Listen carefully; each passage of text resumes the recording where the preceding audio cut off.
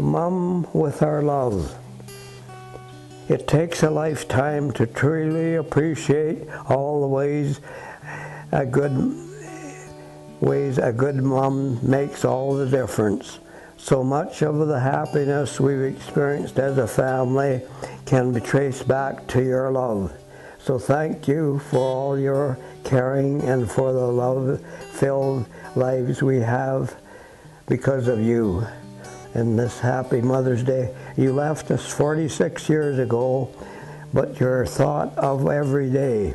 I hope you like the art gallery that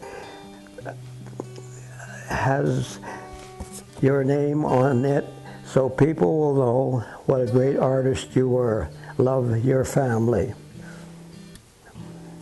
We're in the Archie Shaver Art Gallery, and I've always wanted to build this, and finally got it done, and I'm going to die a very happy guy having this for remembering my mother there. She's a very special person. She come in here when she was 16 years old and chased her dad's horses from Beaufort, North Dakota, and her brother also helped her, Ralph, and 2 years later there, he was looking for the horses in the spring. There was no fences to begin with there, just had to herd them, and he got pneumonia and died, and it was a big shock to to everyone. She painted what she lived, yeah. That's my favorite there, yeah. And there's a coyote in there too, but nobody could really spot him. Right there. That one lady, she comes in the door, "Oh, you've got a whole bunch of paintings by different artists." I said, "No, just one artist." And then another one, she started to cry, and I said, "Why are you crying?" She says, "To build such a beautiful building for your mother's painting." And you know, there's always coyotes hanging around to herd of horses because some of them would die in the winter, and they were just waiting for them to die. And actually, my grandfather, he had built first him and his daughter moved up here with just for the winter there. You had this part of the homestead and lived in a little shack, and they had a milk cow, and they said all they lived on all winter was oatmeal and milk there. She said we had the best complexions of anybody in the neighborhood. And then the next year he built a sod house there, a really good sod house, and then they moved the whole family up here. Yeah. Yeah, this is the one when we first moved over to the ranch there, and we slept in a tent because it was just a granary they hauled over for a home anyway. But we slept in the tent till they got the house so it was livable there.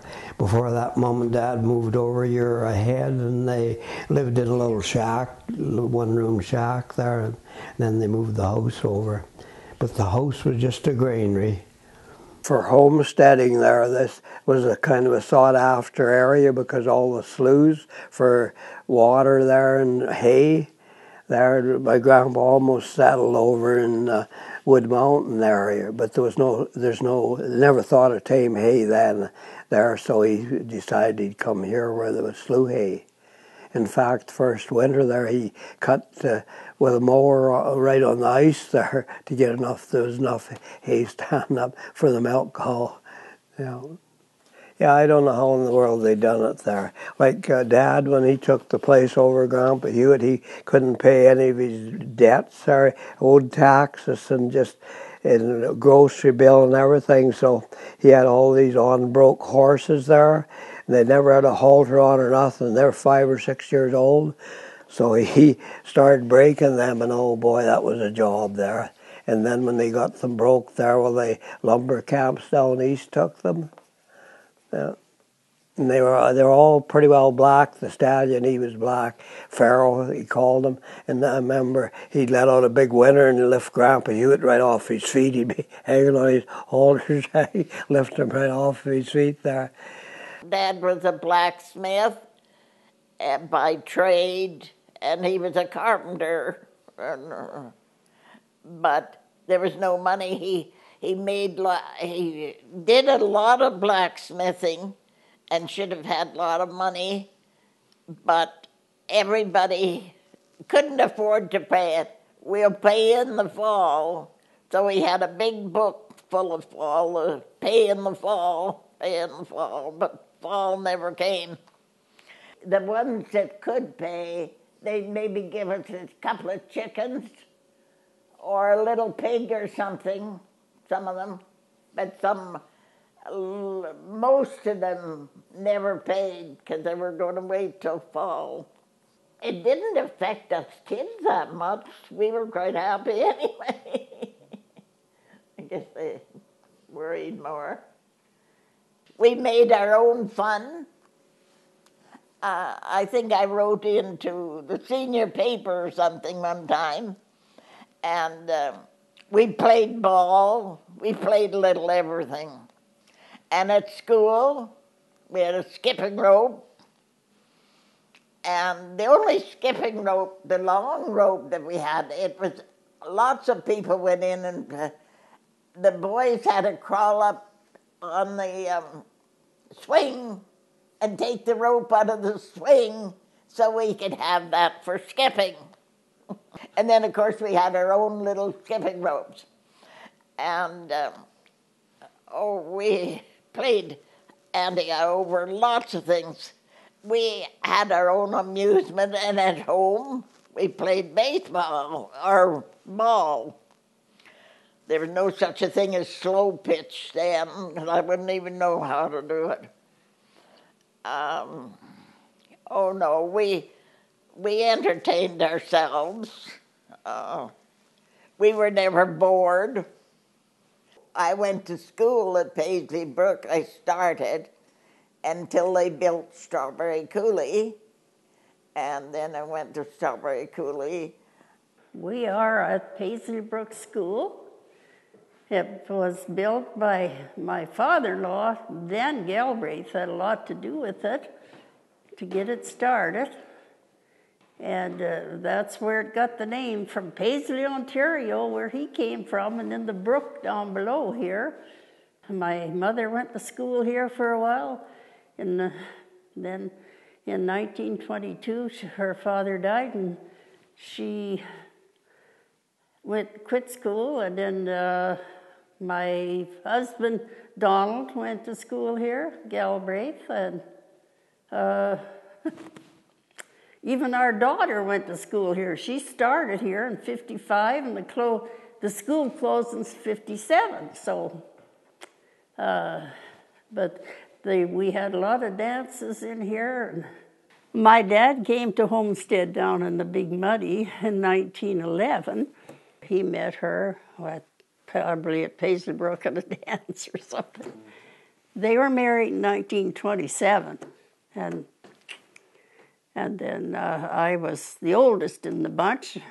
I was born in 1929, January 22nd.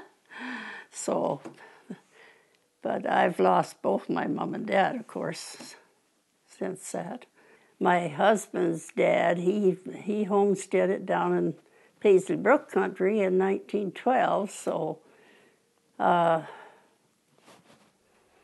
married him in 1949, and we were married for 58 years, and then he went and got killed in a tractor accident, so that's 10 years ago. Well, my dad liked to raise lots of horses. He had horses at the place, but they farmed. When they homesteaded, they farmed that whole farm with horses. Dad plowed, and then Mom would harrow behind, and yeah, so my dad used to talk about the outlaws, that Dutch Henry and guys like that they knew. So, and so did Jim Marshall down at Marshall Ranch there at the Big Muddy, where they would stop in there. And Aunt Becky was his wife, Becky Marshall. She'd make breakfast or lunch, but they didn't talk much. They daresn't because it wasn't safe, so one of the outlaws might make some of them disappear. Some of their stock disappeared once in a while, but... We were smuggling a bunch of cattle across the border one night, darker than hell. My dad went ahead and he said, I'll go open the fence. Geez, we just about rode up on the border patrol. We got that close, you could smell the cigar smoke. We went around the hill into another coulee and up went over to Scotty Wise's. Well, there were some wild times. And there was always guys, in them days, there was always people traveling the border back and forth. Strangers. Nobody ever asked no questions. They stopped and they'd have a meal and nobody asked any questions. They'd go by and, oh yeah. Well, my mother and dad came to the Big Muddy in 1930. Settled on the Snuggins Ranch south of the Giles place. Snuggins came up there, I think, in about 14 or 15. And then they left, and my dad bought it from the bank, I guess. No, he didn't. He got it from O.B. Snuggins. And then, well, through the 30s, and then, well, from 1940, nobody had no money, and the bank foreclosed. So that's how come they moved out to another place. We lived close to the border. And there was lots of stuff back and forth across the border. You could get, stuff was cheaper down there. And well, we lived and lived good, but times was tough. Our kids don't even believe it. We tell them what we went through.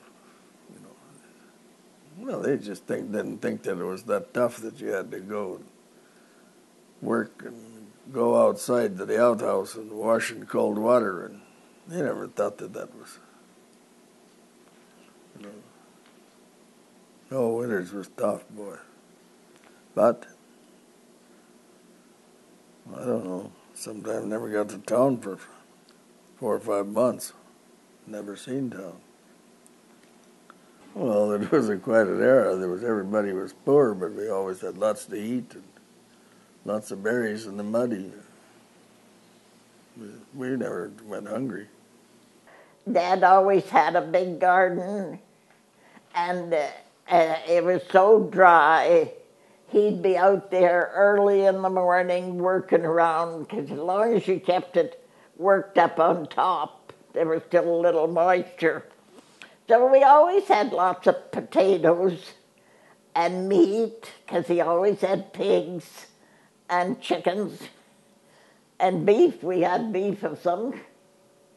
I can't remember just exactly what he killed for beef, but we had, the pork was all put in a barrel and salted, salt pork. When we first got married, we sort of went through the pioneer thing to ourselves. We didn't have running water or electricity or nothing. That was light the coal oil lamp and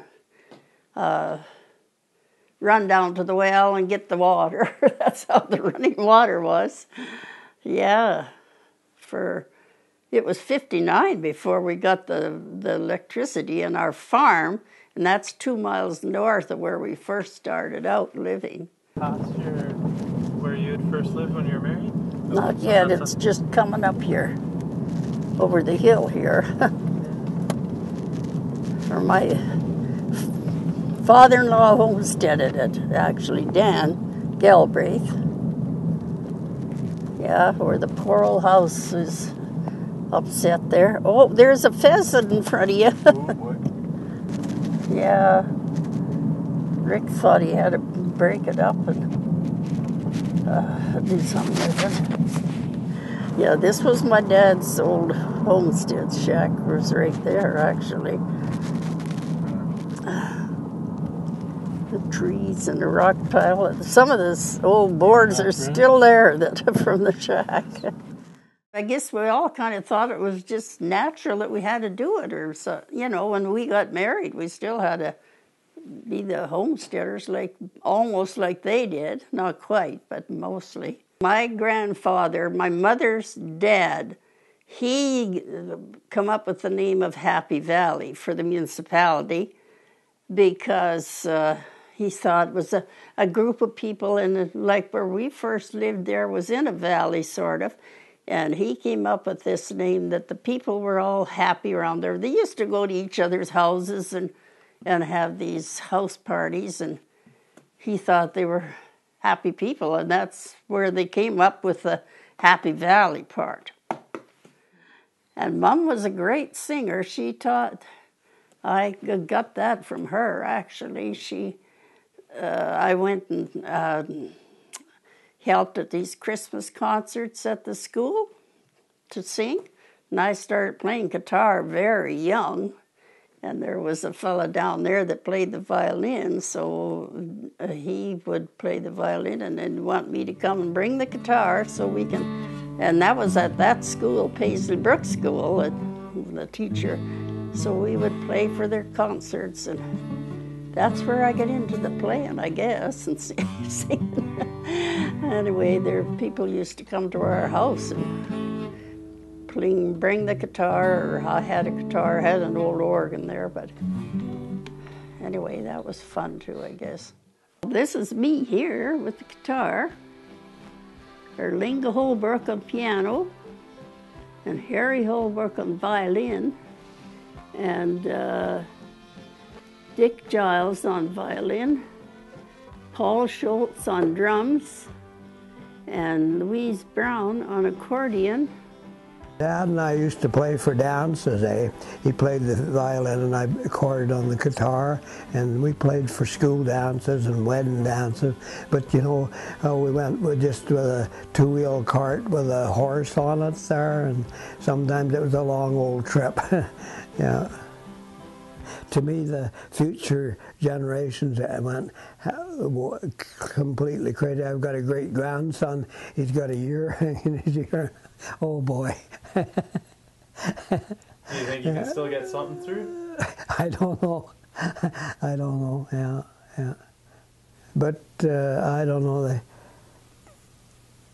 It's sure different from the old days. One time we hitchhiked to ride to town, my cousins and me. There was two of them and three of us boys in the back of a truck, and it rained all the way. We were soaking wet. So we had 10 cents to spend. So we went into the Chinaman's there, and the Chinaman, he kept asking Sherman Gawley, he said, "What do you want, boy? What do you want?" And Sherman said, "God damn it, let me think." So we got jawbreakers. You get one for 1 cent there. So we got 10 jawbreakers. Well, I hope what they're still loving about it, it's just like every time when I go down to the farm and I go down through south of Bengoff to the Big Muddy, it just changes scenery, it seems like, all the time. And the same with the Badlands. The Big Muddy Badlands is out northwest of our place. It borders our pasture, actually, and I always find it a different time of the day. It's so beautiful to just look at it, actually, with the hills and the lake and stuff in the background, eh? And even after I come up here, some of the people would say, "Well, how do you stand it down there? It's so lonesome." I said, "Good Lord, I was never lonesome. I was never lonesome there. I would just get on a horse and ride out in the pasture if I was lonesome." I don't know what the heck. The lovely hills and this creeping cedar would go up some of these hills. And my girlfriend and I, she became my sister-in-law afterwards, we used to make wreaths because nobody could afford wreaths or nobody could go any place to get them. Well, it was good country. Good people. Well, there was always. Yeah, it was. Everybody was good neighbors. The country was good. Got cold in the winter. Lots of hard work. But yeah, we managed. Yeah, I don't believe there is such a thing as heaven. You know, Dorothy gave me a book to read. It was Talking with God. And they asked, "Is heaven?" You know, it's heaven right here on earth, and it is. It's unbelievable. The flowers and the birds and the scenery and that is just unbelievable. But you leave behind your children. That's your legacy, you know. And if you can be proud of them, well, you got something like they live on and on.